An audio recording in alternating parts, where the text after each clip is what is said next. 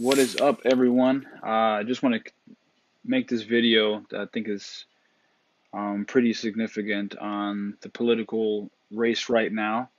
Yesterday, we saw Bernie Sanders' town hall, and I did a video on that, on what I thought. I didn't get into in depth in it. I just gave a few points. I had some comments to say, please do another video on it, and give a more detailed description of it and my take. So I will try to do it again. But this video, I wanted to talk about Tulsi Gabbard and how important she is, and how important her anti-war message is, and how the establishment is creating the new 2016 of Bernie Sanders, of the establishment politician. I think Tulsi Gabbard is the new Bernie Sanders with this race. I honestly believe that. You can tell by all the smearing. The polls, I did a video on a poll that had her at 0%. Some polls don't even have her on the list.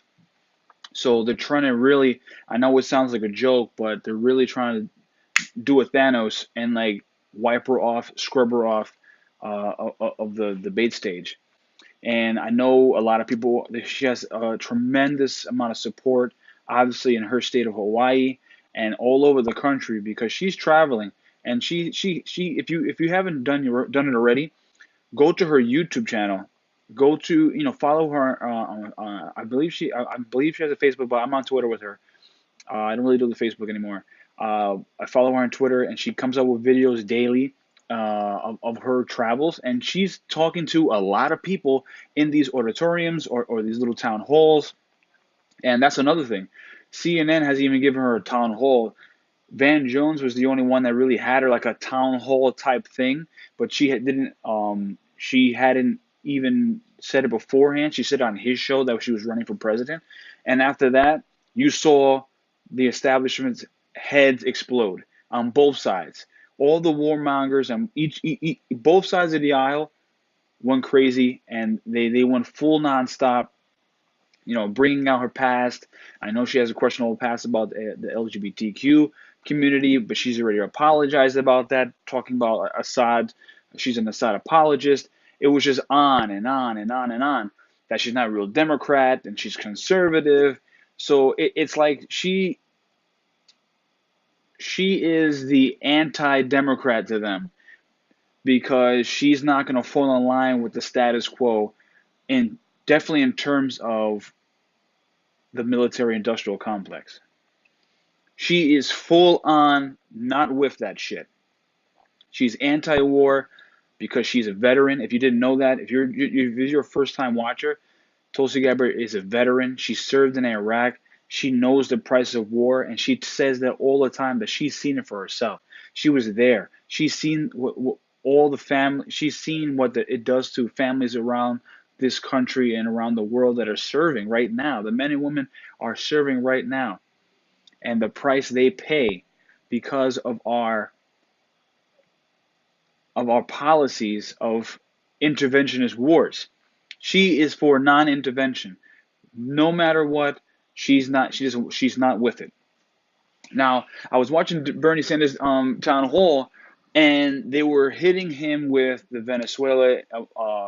He made a questionable comment before. He tweeted first in favor of like a Trump type thing, and then he got massive backlash from his supporters, like, bro, what are you doing?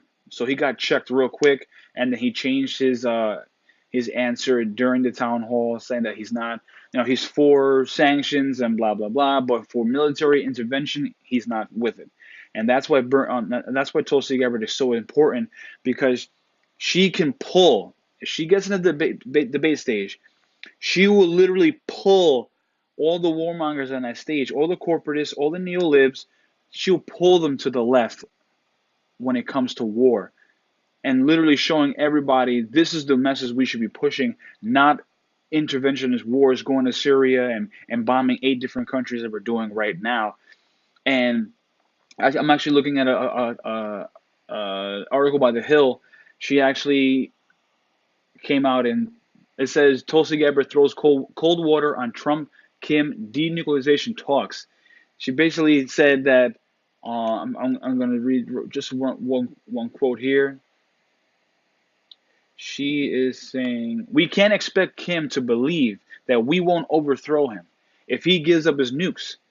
When he sees us threatening and carrying out regime change wars in Iran and Venezuela." So she's coming with a good point. Right now, John Bolton is coming out and threatening Maduro, threatening Iran with boots on the ground. So she is saying, like, how can we say this and then expect Kim Jong Un to give up his nukes when he sees it as a deterrent for the American military to go in there and basically take him out and kill him. So she's saying, if you want real talks of peace, you want real negotiations to move forward and have an actual peace agreement with North Korea, we have to change the rhetoric. We have to change our policies. We have to stop with threatening other countries just because we don't like them. We can give them sanctions, of course, sanctions, and have other countries put pressure and do it that way. But what she's saying is that military intervention should never happen because it just gets worse and worse and worse. Syria has gotten worse. Libya, terribly worse. They have modern day slavery right now. Mainstream media is not going to tell you that. Libya, because of our intervention, taking out Gaddafi, arming rebels with our tax dollar money, has created a situation where Libyans are being castrated and sold into slavery. This is why she's so important, because she's changing the narrative. She's forcing people to question, should we really be doing that?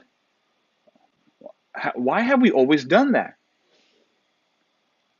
That's why I think she's very important. And of course she has all her domestic policies, Medicare for all, college, and all those things. She has those bells and whistles ready.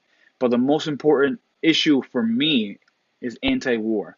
I come from a military family. My brother has just served proudly in the Marines, and he's finally home. And I want our veterans to be treated with respect. I want our veterans to be treated where they don't have to come back home and say, "What am I going to do with myself? What now? Can I afford this? Can I afford that?" They shouldn't have to have those questions. They should be taken care of and not being 40, 50,000 veterans on the street. That's my stance, and that's her stance as well. She wants to really, really take care of the veterans. Right now, she has the whole political establishment against her, but we can make a change. All of us can make a change. Donate $1 to her because she needs 65,000 individual donations. So every dollar counts, even if it's $1, that counts as an individual donation. So spread the word, share the video, share her message of anti-war and bringing peace to the world, trying our best to bring peace. We need her on the debate stage.